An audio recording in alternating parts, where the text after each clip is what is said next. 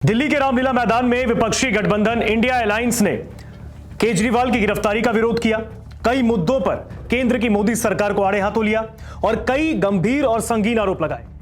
बीते दिन दिल्ली के रामलीला मैदान में दरअसल लोकतंत्र बचाओ रैली का आयोजन किया गया। एक महारैली कह सकते हैं, क्योंकि इसमें काफी भीड़, खचाखच भीड़ देखने को मिली थी। और इसमें विपक्षी गठबंधन जो है कि अलायंस बना है, इंडिया अलायंस, इसमें तमाम जो भी विपक्षी गठबंधन में दल हैं, पॉलिटिकल पार्टीज हैं, उनके सुप्रीमो, उनके बड़े नेता, सीनियर लीडर दिल्ली के रामलीला मैदान में पहुंचे और एक ही मंच पर उन्होंने बारी बारी से एक से बढ़कर एक बयान दिया और केंद्र की मोदी सरकार पर कई आरोप लगा दिए।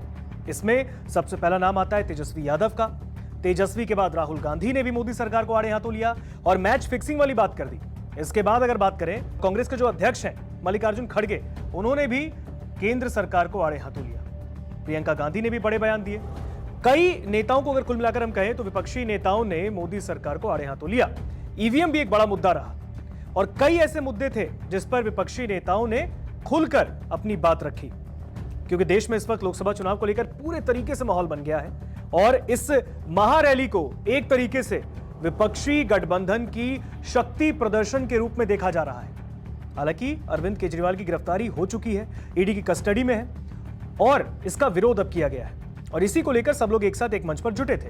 लेकिन कहीं ना कहीं इशारों में एक शक्ति प्रदर्शन के रूप में विपक्षी अलायंस ने, विपक्षी गठबंधन ने मोदी सरकार को भी एक बड़ा चैलेंज दे दिया है और कहीं ना कहीं इस गठबंधन से और इस भीड़ से जो बीते दिन देखने को दिल्ली में मिली, इससे भी भारतीय जनता पार्टी की बेचैनी बढ़ सकती है। इस रिपोर्ट में देखिए। दिल्ली के रामलीला मैदान में इंडिया अलायंस की ओर से महागठबंधन ने एक रैली का आयोजन किया और इस दौरान लोकतंत्र बचाओ रैली में विपक्षी नेताओं ने केंद्र की मोदी सरकार को आड़े हाथों लिया।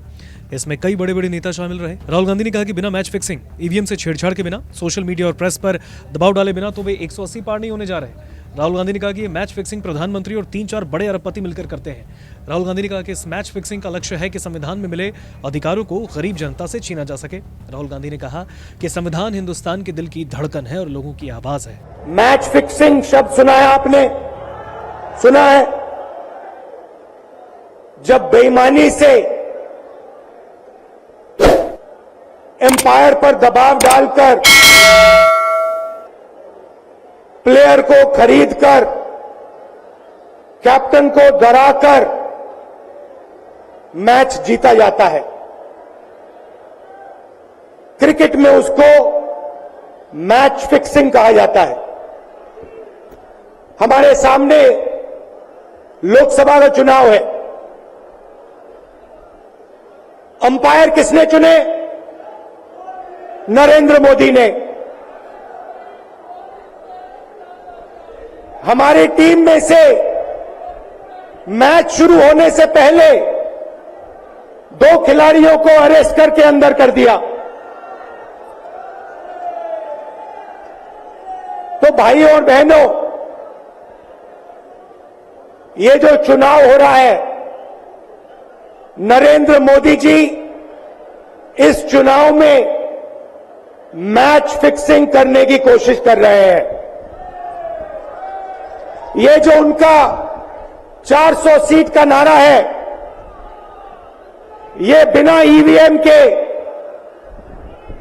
बिना मैच फिक्सिंग के, बिना सोशल मीडिया और प्रेस पर दबाव डालकर, खरीदकर, ये 180 पार नहीं होने जा रहा है, सब मिलाकर।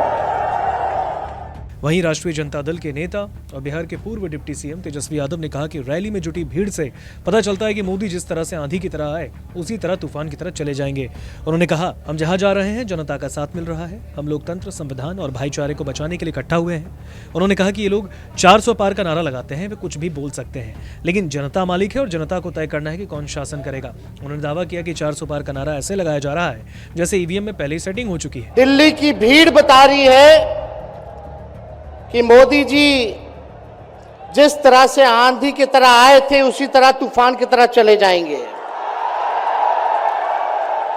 पहला रैली हम लोगों ने पटना में किया, दूसरा बॉम्बे में किया और तीसरा आज जो है दिल्ली में हो रहा है।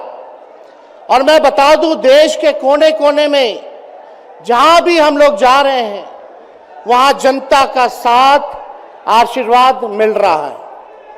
आज हम सब लोग एकजुट हुए हैं देश के लोकतंत्र, देश के संविधान, देश के भाईचारा को बचाने के लिए। जिस हिसाब से देश में बांटने का काम किया जा रहा है, भाई को भाई से लड़ाया जा रहा है, नफरत की राजनीति की जा रही है, इसलिए हम सब नेता आपकी लड़ाई के लिए हम सब लोग आए हैं और आपकी लड़ाई लड़ रहे हैं। और हम लोग सब लोग चाहते हैं कि इस लड़ाई में आपका साथ मिले, आपका आशीर्वाद मिले और आपका प्यार मिले। जो लोग नारा लगाते हैं अब की बार 400 पार,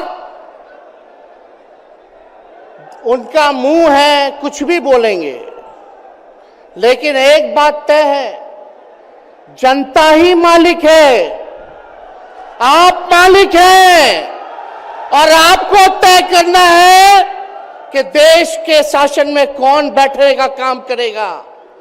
आज यहां दिल्ली की जनता से पूछना चाहते हैं, वो लोग नारा लगा रहे हैं, टारगेट फिक्स कर रहे हैं अब की बार 400 पार। ऐसा लग रहा है कि पहले से ही ईवीएम सेटिंग हो चुका है।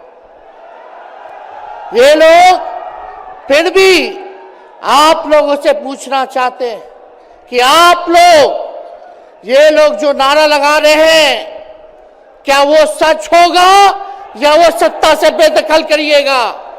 हाथ उठा के बताइए, इनको सत्ता से बाहर करना है कि नहीं करना? आज हम सब लोग देख रहे हैं कि देश में अघोषित इमरजेंसी लागू हो चुकी है। देश में सत्ता में जो लोग बैठे हैं, तानाशाह रवैया अपनाने का काम कर रहे हैं। वहीं कांग्रेस अध्यक्ष मल्लिकार्जुन खड़गे ने प्रधानमंत्री पर तानाशाही में विश्वास करने का आरोप लगाया। उन्होंने कहा कि जब तक इस पर विचारधारा को सत्ता से नहीं हटाया जाएगा, तब तक देश में सुख समृद्धि नहीं आ सकती।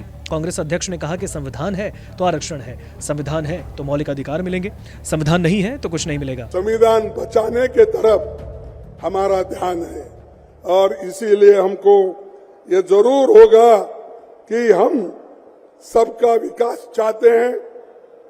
चंद अमीर मित्रों का विकास मोदी चाहते हैं।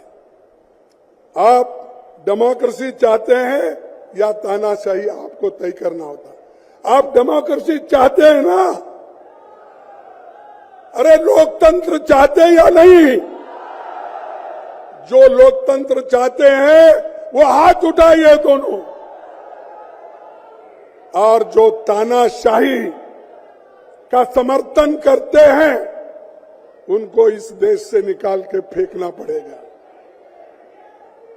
ये लोग आज ये तो देखिए, ये बीजेपी खास करके ये एक पॉइजन के जैसा है, आरएसएस ये पॉइजन के जैसा है।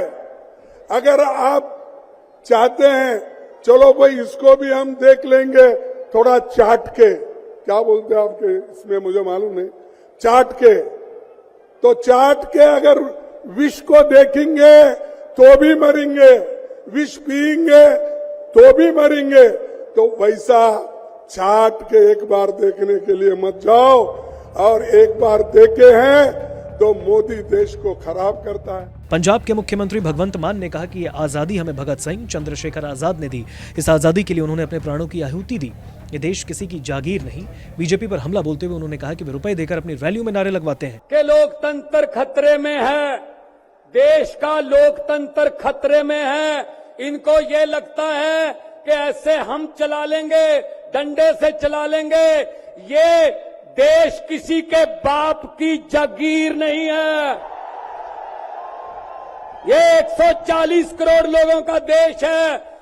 ये आजादी हमें शहीद आजम भगत सिंह, राजगुरु सुखदेव, मदन लाल ढींगरा, करतार सिंह सराबा, चंद्रशेखर आजाद जैसे हजारों योद्धाओं ने अपनी जवानी में गले में फांसी के रस्से लटका के ये आजादी हमें दी है। ये इनके किसी बाप दादे की जागीर नहीं है। तो वहीं एनडीए संविधान की गारंटियों को नष्ट कर रही है, ऐसा समाजवादी पार्टी के नेता अखिलेश यादव ने दावा किया। उन्होंने कहा कि रामलीला मैदान ऐतिहासिक मैदान है जहां हम सब एक साथ खड़े रहे।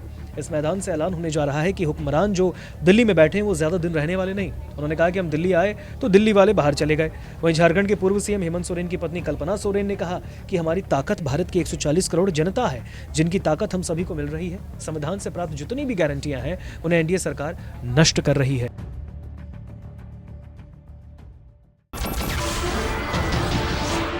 नमस्कार, मैं हूं मानक गुप्ता। अगर आपको हमारा ये वीडियो पसंद आया हो तो इसे लाइक और शेयर जरूर करें, और हां, हमें सब्सक्राइब और फॉलो करना ना भूलें ताकि आप देश और दुनिया की कोई खबर मिस ना करें। तो जुड़े रहिए हमारे साथ और देखते रहिए News 24।